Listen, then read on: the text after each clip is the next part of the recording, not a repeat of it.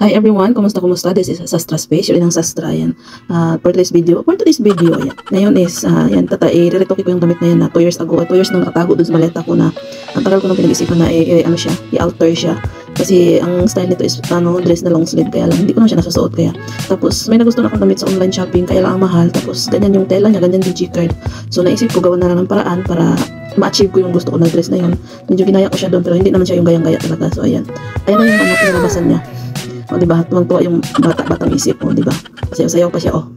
So, wala pala akong video na paano ko to ginawa, paano ko sa tinabas. Kasi, naisip ni Inang na, pabalik-balik naman lang na yung mga video ko na nagtatabas-tabas ganun. Kaya, ayan, ginawa ko, ganyan na lang. Tapos, ito, voice over ko na lang siya. Bakit ba?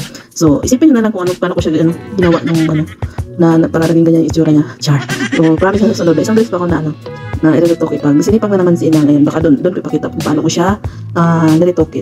Ganyan din ang gagawin ko doon sa isa, parang ganyan din. Kaya wait nyo na lang po ako until my next video. Thank you for watching.